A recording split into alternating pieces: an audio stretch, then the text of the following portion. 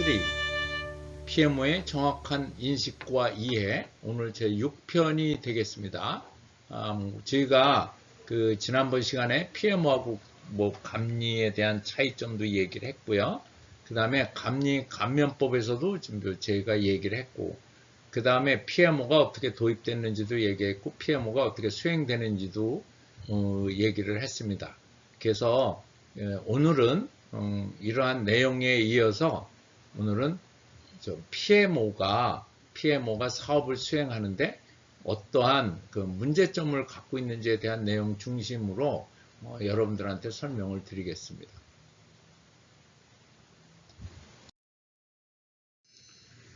제가 첫 번째로 오늘 다룰 주제는 공공정보화 부분에 이제 PMO의 왜곡이라고 얘기를 한 건데, 잘못 알고 있다는 그런 내용이 되겠죠. 그래서 많은 분들이 PMO는 사후관리를 수행한다고 해요. 문제가 발생된 다음에 그 문제를 해결해서 PMO가 필요하다 이런 얘기를 하는데, PMO는 사후관리가 아니라고 제가 앞서서 얘기했습니다. 그래서 더 이상 여기서 여러분들한테 설명을 하지 않고요. 그 다음 PMO는 사업관리한다. 이게 PMO의 정의에서 나오는 거거든요. 도입 운영 가이드에 보면 그렇게 사업관리를 지원하는 걸로 이렇게 돼 있습니다. 그런데 그래서 PMO를 사업관리로 이해를 하시고들 계시는데, 엄밀하게 PMO는 사업관리보다 하여튼 성공과 관련된 모든 활동을 지원한다고 보시면 됩니다. 사업관리를 포함해서. 그 다음에 PMO하고 감리가 별 차이가 없다라고 얘기를 하는 경우가 많은데, 사실 PMO는 앞서서 이미 설명을 했듯이 PMO는 사전감리요, 감리는 사후관리입니다. 그 다음에 PMO는 계약제의 요구에서 프로젝트 수행을 하지만, 감리는 소프트웨어 관련 규정에 의해서 이 감리를 진행을 하거든요. 엄밀하게 엄청나게 차이가 있습니다. 더 큰 차이는 PMO는 프로젝트 수명 주기 내 착수부터 종료까지 전체적인 사업을 지원해 줍니다. 성공할 수 있도록. 근데 감리는 설계라든가, 그래서 설계 시점에 일주일 정도 들어오고, 그 다음에 종료 시점에 또 한 일주일 정도 들어와서 완전히 만들어진 산출물을 가지고 하기 때문에 PMO하고 감리는 완전히 차이가 있다고 말씀을 드리고요. 또 그렇게 된 이면에는 감리 회사가 일부 PMO를 자회사를 두고 있어요. 그래가지고 그 회사들이 PMO를 한다고 계약을 해놓고 PMO가 뭔지도 모르기 때문에 감리처럼 하는 거죠. 그런 내용이 좀 우리가 있다고 볼 수 있고, 또 일부 어떤 고객들이 이제 저한테 연락이 오는데, 가보니까 PMO 하는 사람들이 산출물만 보고 앉아있더라. 이건 사후관리적인 사고나 생각이 됩니다. 그리고 PMO가 회의도 주관하지 않더라. PMO 그러니까 하여튼 PMO는 발주자하고 수주자하고 그 중간의 관점에서 이걸 조정을 해주는 것도 큰 역할 중에 하나이기 때문에 PMO가 중요한 회의를 주관해서 진행을 해야 됩니다. 그 다음에 PMO의 주 임무는 뒷짐 짓고 있는 게 PMO가 아니에요. PMO는 들어가서 실질적으로 어떤 게 발견이 되면 빨리 더 이상 악화되기 전에 그것도 해결도 해야 되고, 또 하나는 PMO의 임무 중에 하나가 예측이거든요. 징후나 이런 걸 예측을 함으로써 어떠한 큰 일이 일어나지 않게끔 미리 사전에 우리가 대치를 다 하는 거기 때문에 이 감독 같은 그런 내용이 아닙니다. 건설 분야의 시공감리라는 생각을 하고 있어서 아마 PMO가 그렇게 오해가 되고 있는 것 같고요. 지금 공공정보화 부분의 PMO가 사용되기 때문에 이건 IT 분야에만 사용되는구나 이렇게 이해를 하고 계시는데, 어떤 프로젝트 하는 모든 영역에서 PMO는 다 할 수 있습니다. 그러니까 다시 말해서 건설, 그 다음에 제품 개발, R&D, 경영혁신 이런 쪽에서도 얼마든지 PMO를 사용할 수 있습니다. 프로젝트 성공을 하려면. 근데 프로젝트 자체가 너무도 복잡하고 위기지향 프로젝트고 너무도 많은 이해관계자가 있을 때 그걸 좀 조정해주는 그런 역할을 PMO가 수행을 하기 때문에 PMO는 모든 영역에만 사용되는 걸 알 수 있습니다. 자, 이번에는 좀 더 PMO 제도가 갖고 있는 현재 어떤 문제점, 이런 부분을 좀 한번 좀 살펴보고요. 이게 이제 발주자의 입장에서든 수행사의 입장에서든 한번 살펴보고 또 그거에 대해서 발주자나 수행사나 또는 PMO를 직접 들어간 사업자가 어떻게 보고 있는지에 대한 그러한 내용을 여러분들한테 말씀드리겠습니다. 이거는 저희가 2016년에 정책 연구를 수행을 한 그런 내용에 준해서 설명을 드리겠습니다. 가장 큰 제도 추진의 문제는 PMO에 대한 도입 시기에 대한 문제를 우리가 얘기할 수 있습니다. 우리나라 같은 경우 대부분의 PMO를 언제 도입을 하냐면 집행 단계에서 PMO를 도입을 하거든요. 그런데 가장 정확한 방법은 뭐냐면 PMO는 법령으로 법령으로 기획 단계에서부터 우리가 참여할 수 있고 집행 단계도 할 수 있고 그 다음에 끝난 사후 그 프로젝트가 끝난 다음에도 할 수 있는 거죠. 그래서 제가 프리 PMO, 본 PMO, 포스트 PMO 이렇게 얘기를 했는데 대부분의 지금 우리나라의 모든 PMO들은 대개 집행 단계에서 PMO를 도입을 해요. 그것도 본 사업이 진행된 다음에 PMO를 도입을 하는 거죠. 더 그 심각한 얘기는 뭐냐면 본 사업을 상당 부분 진행한 다음에 PMO를 도입을 한 거예요. 그럴 경우에 이미 상당 부분 프로젝트가 진행되어 있기 때문에 PMO가 들어가기에는 굉장히 어렵죠.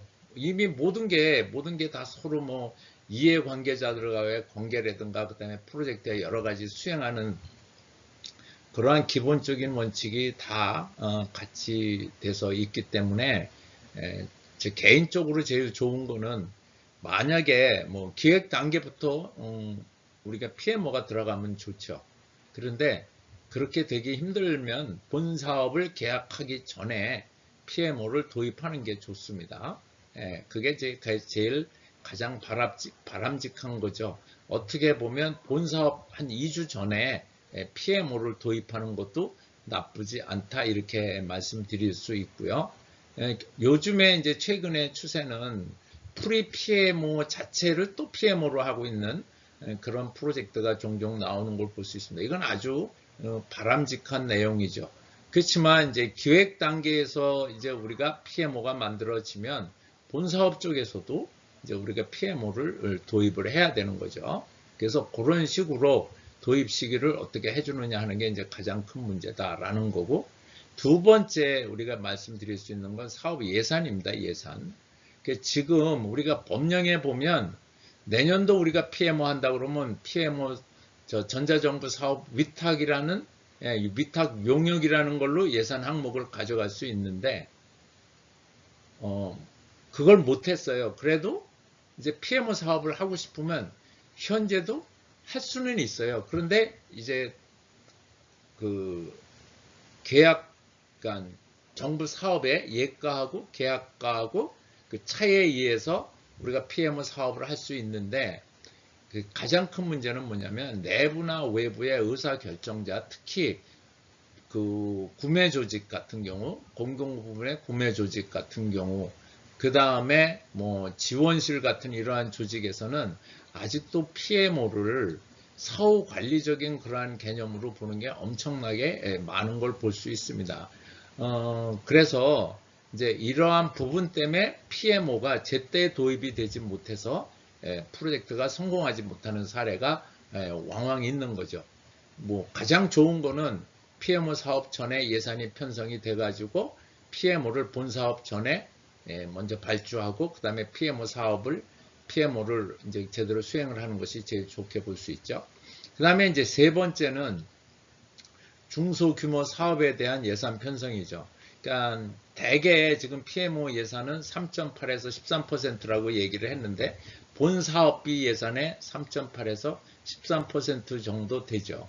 그런데 중소규모 사업은 이게 이제 너무 어렵잖아요. 그래가지고 요 부분에 대해서 그 어떤 경우에는 너무 지독하게 우리가 이제 통상적으로 보면 대개 5 내지 8% 정도의 예산을 하거든요. 그러면 예를 들어서 1억짜리 사업이다. 그런데 PMO를 꼭 해야 돼요. 너무 복잡하고 위험성이 많아요. 그러려면 5% 하면 이제 500만 원이 PMO 예산이 되는데 그 500만 원 가지고 누가 들어가겠습니까? 그래서 이제 우리가 13%까지 예산을 편성을 하는데 이게 어떻게 뭐 법령으로 돼 있는 건 아니고요. 이제 그러한 우리가 이제 그렇게 사업비 계산을 하는 방법에서 뭐 여러 가지 프로젝트의 상황을 보고 PMO에 대한 예산을 우리가 편성하게 돼 있습니다. 역시 PMO 예산이 뭐 지금 전반적으로 좀 인위적으로 편성이 되는 그러한 문제점이 있습니다. 그 다음에 이해관계자 간 PMO 역할 정립에 대한 그러한 내용인데요. 이 부분은 제가 감리 쪽에 다시 설명을 좀 드리겠습니다.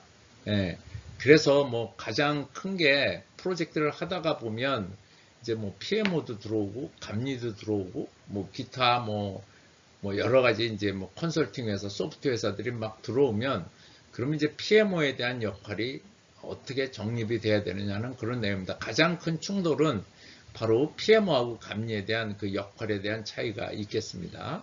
그 다음에 PMO 사업자와 참여 인력의 수행 능력 개선.